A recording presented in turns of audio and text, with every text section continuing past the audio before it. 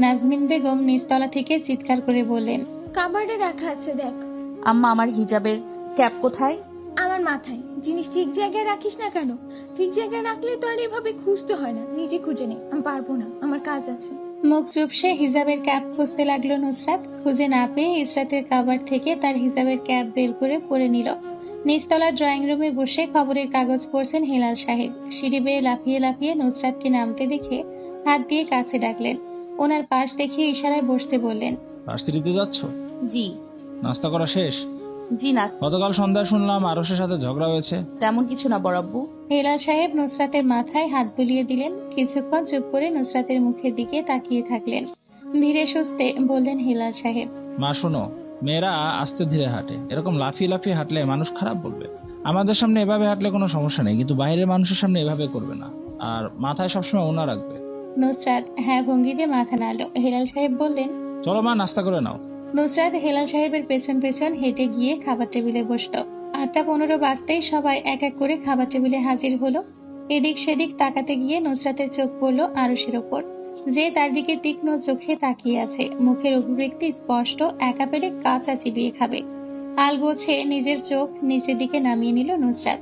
ইসরাত এসে নুসরাতের ডান পাশের চেয়ারে বসলো। আরশ ফোনে কথা বলতে বলতে এসে নুসরাতের বাঁ পাশের চেয়ারে বসলো। ওপাশের লোক কি বলল শোনা গেল না।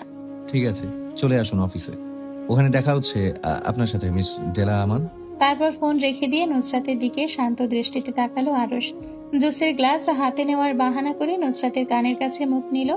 বলেছিলাম না আমার চোখের সামনে পড়বি না? পড়েছিস তো, এবার শুধু তোকে একা পেয়ে যাই, দেখিস কি করি। জুস হাতে নিয়ে সরে আসার সময় নুসরাতের হিজাবের কাছে নিজের মুখ নিল। নাক মুখ কুচকে নুসরাতকে ধমকে বলল, চুলে শ্যাম্পু করিস না? কি বাজে গন্ধ তোর চুলে, ছি! মেয়ে মানুষ এত অপরিষ্কার হয়, তোকে না দেখলে জানতেই পারতাম না। নুসরাত কোনো কথার উত্তর দিল না, নিজের খাবার খাওয়ায় ব্যস্ত হয়ে গেল। এমন ভাব করলো যেন কোনো কিছু শুনতে পায়নি। হঠাৎ মনে হলো সে তো হিজাব পরেছে, তাহলে চুলের সুবাস পেল কিভাবে? নুসরাত অবাক হয়ে তাকালো, চোখের পাতা ফেলে আরশের দিকে হাঁ করে তাকিয়ে রইল। কি? আমি হিজাব করেছি, আপনি কিভাবে চুলের সুবাস পেলেন? আরো আমতা করলো। কোনো জুটসই উত্তর না পেয়ে যা মুখে আসলো বলে দিল, তোর চুলের গন্ধ এত বাজে আর ঝাঁঝালো যে হিজাবের উপর দিয়েও গন্ধ ছড়াচ্ছে। মিথ্যা কথা বলার জায়গা পান না, মুখে যা আসলো তাই বলে দিলেন। সন্ধেবেলায় জাইন ইসরাতের রুমের দরজায় ধাক্কা দিল। ভেতর থেকে আসছি বলে উত্তর আসলো। 5 মিনিট পর যখন আসলো না, বিকট শব্দে ধমক দিল জাইন। কি করছো তুমি? দরজা খুলতে এত সময় লাগে? তাড়াতাড়ি আসো, আমার কাজ আছে। তোমার মতো বসে নেই। রুমের দরজা খুলে তাড়াতাড়ি বের হয়ে আসলো ইসরাত। ধমক খাওয়ার পরও মেয়েটা সুন্দর করে উত্তর দিল,